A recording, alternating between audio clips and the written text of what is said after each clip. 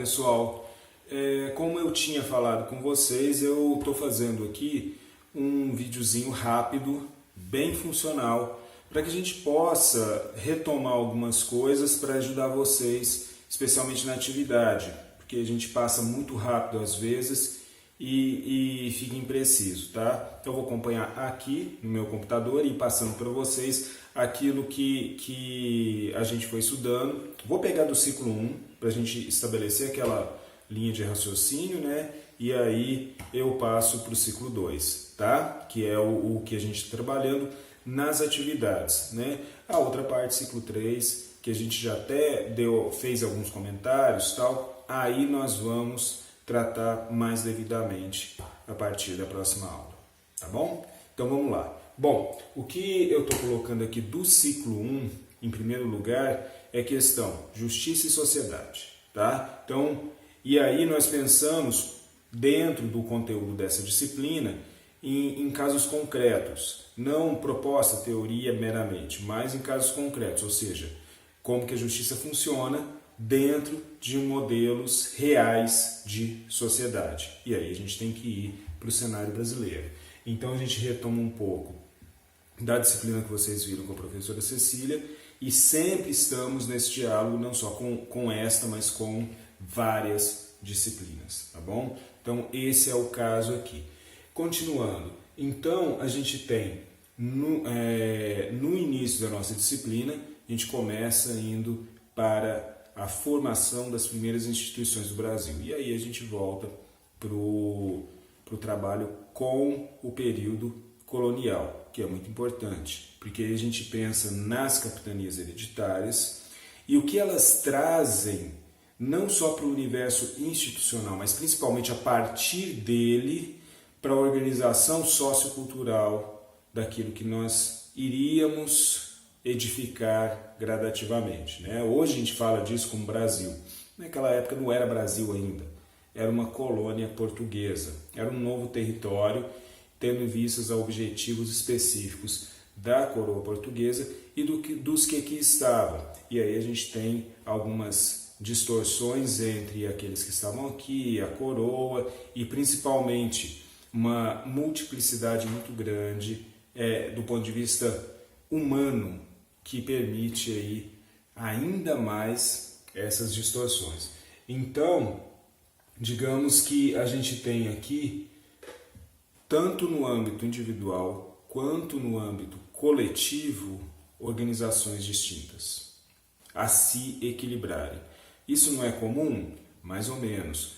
É que nesse período, e considerando essa forma de organização das capitanias hereditárias, nós temos na iniciativa privada um processo de tomar conta desse território e aí fazer a partir disso a sua exploração. Quando eu tomo conta de alguma coisa, eu faço da minha maneira, mesmo que alguém tenha colocado para mim os seus desígnios e as suas necessidades anteriormente, até as imposto. Mas Portugal é bem longe do Brasil, é uma viagem bem grande, então o que acontece é que essa distorção ela acontece muito, muito mesmo. E aí, não bastasse isso, a gente tem esse contingente populacional daqui do Brasil e ouvindo os indígenas, né, e ouvindo da África. Aí dá muito problema. Bom, pessoal, então continuando, nós temos aqui um difícil alicerce para ser feito no que diz respeito à nossa sociabilidade, às regras de convivência, ao caminho que nós seguimos, tá? No Brasil, diante de todo esse cenário multifacetado de interesses público-privado e também de diferentes arranjos sociais que se articulam aqui forçosamente, tá? Bom, como acontece isso, então a gente tem, na verdade, uma dinâmica de acordos informais que vão se estabelecendo para além dos institucionais. Então aqui começa uma cisão entre, e a gente pode chamar isso de disfunção se quiser, porque a gente tem estabelecimento de hierarquias, de toda uma organização institucional que prevê na figura dos capitães donatários a autoridade e a organização do território. Porém, a gente tem a cultura indígena, a gente tem também a cultura africana vindo com o trabalhador escravo, e essas coisas precisam se alinharem de alguma maneira. A força, claro, é um dos fatores fundamentais, mas não funciona sempre. E aí há o poder institucional prevendo regras, normativas, ideias também, que não funcionam sempre. E aí, como que fica? Então vai se estabelecendo, diante da inviabilidade da aplicação das regras formais aos contextos explorados aqui, ou seja, a regra prevê uma coisa, mas o contexto não condiz com aquilo, não viabiliza aquela proposição, então nós temos uma espécie de informalidade no Brasil. E essa informalidade, ela se estabelece em acordos que são reconhecidos para além dos acordos que são estabelecidos institucionalmente e juridicamente. Tá? Então, nas capitanias hereditárias, esse estudo começou de lá, pensando justamente em deixar claro isso. Tá? E aí a gente tem o primeiro passo para o personalismo. Então, vocês vejam que aqui, esse foi um passo crucial para o personalismo se estabelecer como prática em que os processos de organização social são confundidos com acordos de cavalheiros. Então, a gente tem um cenário de subjetividade e de intersubjetividade que perpassa de maneira muito incisiva, né, e até se sobrepõe a qualquer tipo de normativa ou de acordo institucional. Tá? Então, esse acordo de cavalheiros bem intencionados, ele contribui em tese para o bom andamento da colônia. Desde então, regionalmente, as instituições formadas em cada localidade seguem os interesses econômicos de quem está naquela localidade, de quem tem poder para impor esses interesses por esses cavalheiros, né? E a partir daí nós temos o desenvolvimento da colônia, do agronegócio. Agronegócio é uma expressão atual, né? Mas de toda a produção agrícola e assim, a própria organização do território, divisões regionais, estabelecimento de cidades, essa coisa toda. Então, tudo vai sendo organizado nesse nível. E os níveis de organização e desenvolvimento social e normativo, eles acabam sendo, além de irregulares do ponto de vista institucional, porque a regra vai de acordo com a compreensão de cada um, e essa compreensão é muito variada devido a esse ambiente humano tão multifacetado, de matrizes culturais tão diferentes, de raízes de entendimento inclusive religioso, completamente distantes entre si, né? Acabavam acontecendo o reconhecimento de uma orientação menos formal, né? Então, e mais a figura de alguém que estava no comando.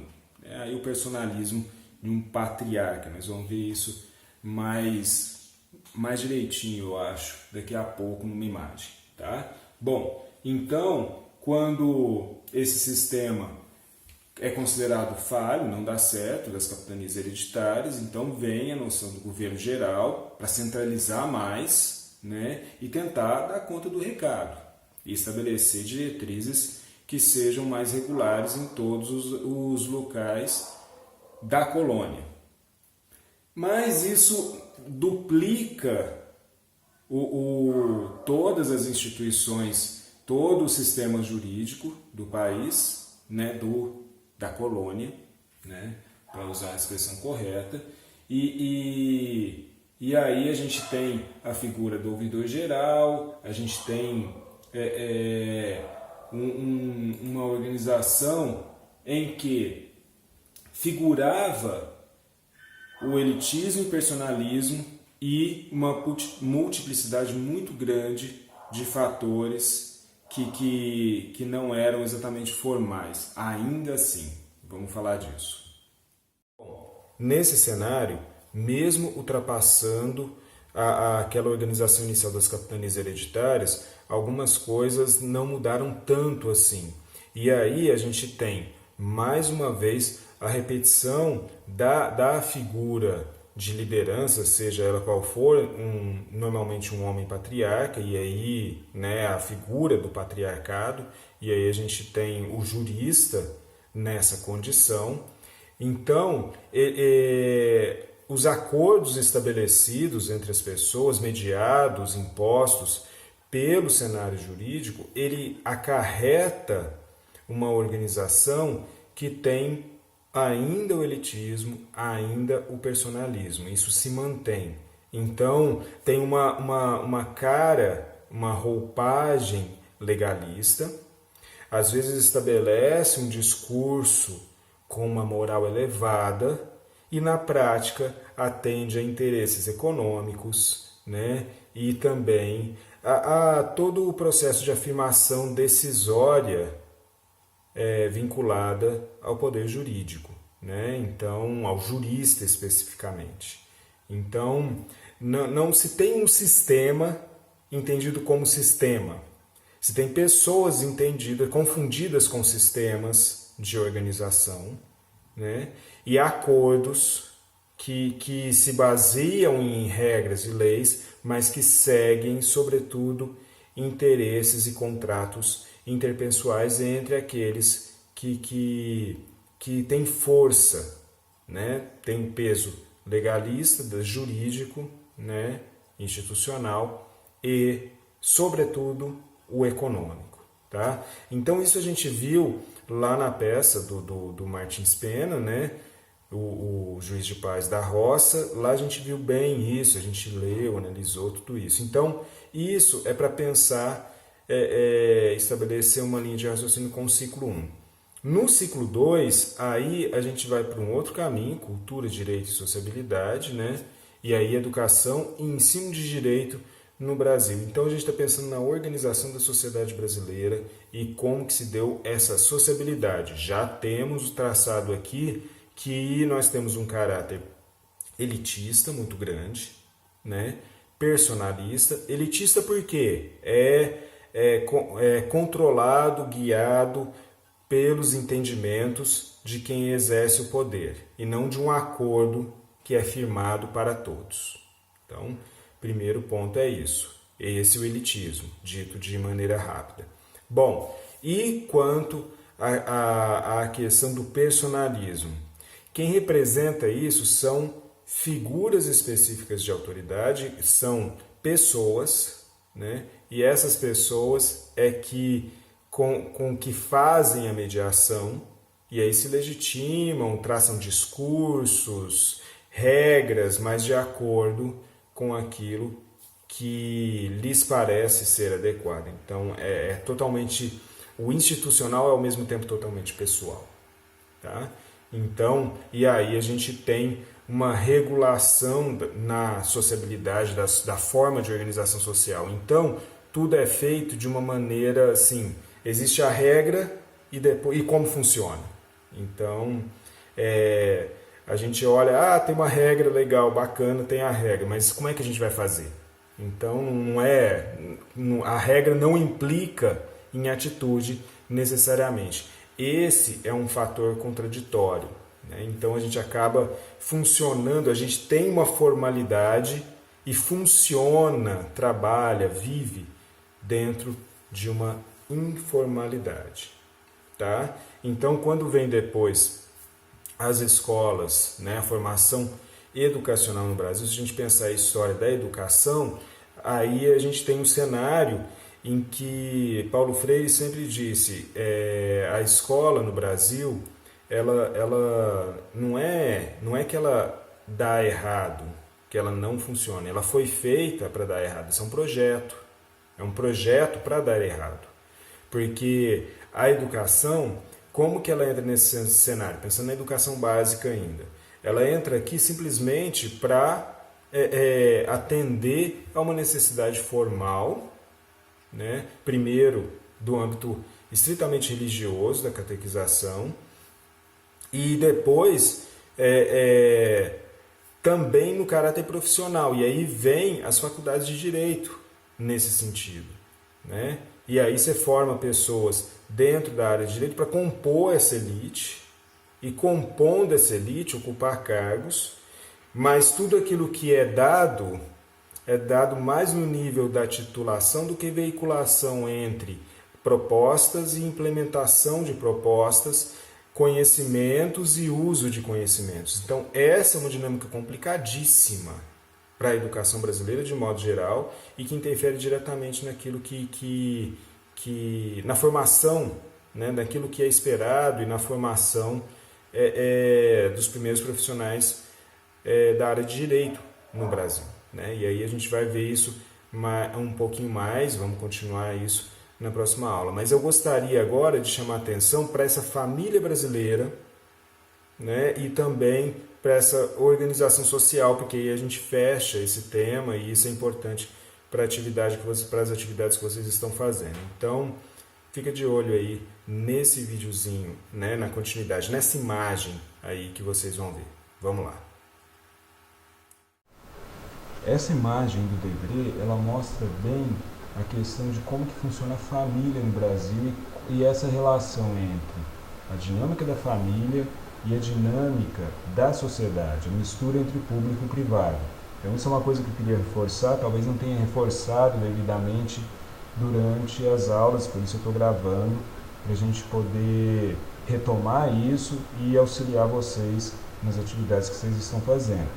Então, aqui a gente tem, de acordo com aquele vídeo, inclusive, que eu disponibilizei na parte 2, que trata do homem cordial, a gente tem aqui uma espécie de retrato do funcionamento da sociedade. Primeiro, porque a família, que é do ambiente privado, ela invade o espaço público e a mesma dinâmica da família é a dinâmica do espaço público. Então essa é uma ideia central que a gente tem na família brasileira, no formato da nossa sociedade. Bom, e aí essa imagem do Debré, ela traduz muito bem isso. À frente está o patriarca, que é aqui um funcionário público, e ele vai à frente guiando o passeio, eles estão no passeio, né? Bom, ele vai à frente e depois dele, né, guiando a família, depois dele vem os filhos, no caso, aparentam ser 2 filhas, né? Então vem as filhas na sequência. Então vem aí a sequência, essa sequência também ela é uma sequência de cuidados, mas uma sequência de importância também. Depois vem a mãe, que, né, visivelmente está grávida, então vem a esposa dele, né, mãe dessas meninas.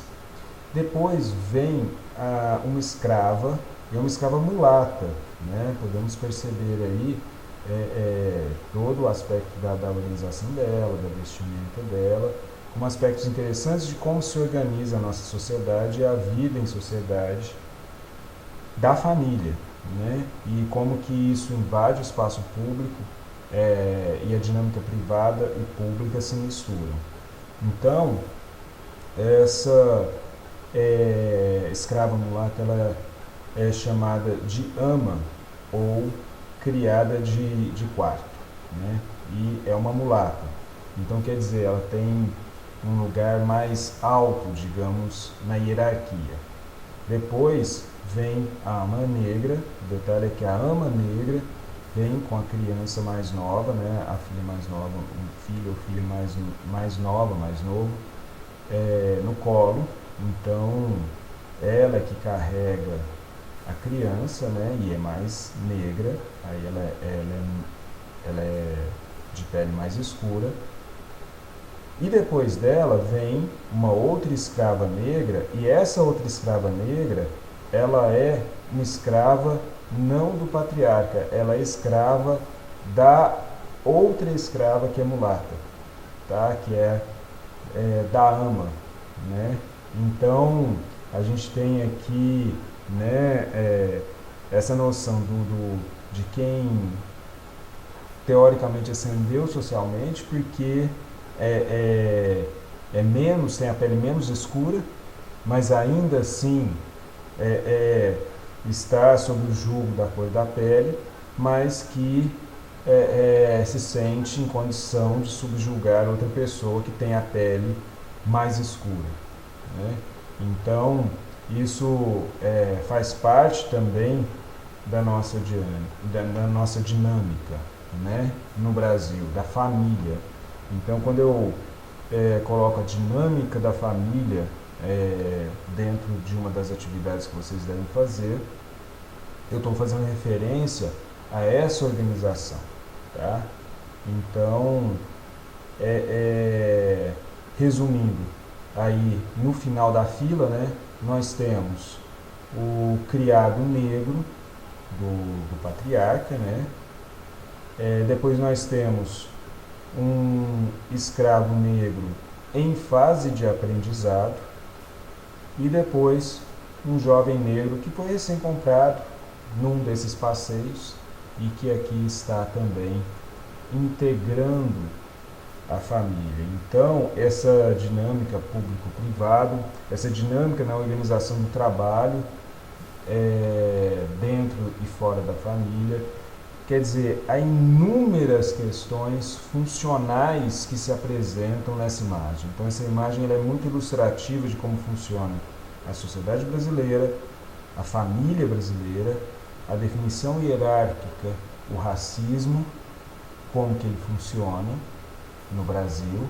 E aí esse racismo, por ser dessa maneira, muitas vezes é visto como não sendo racismo, mas na verdade ele está totalmente presente e traz muito do que nós temos ainda hoje na nossa sociedade.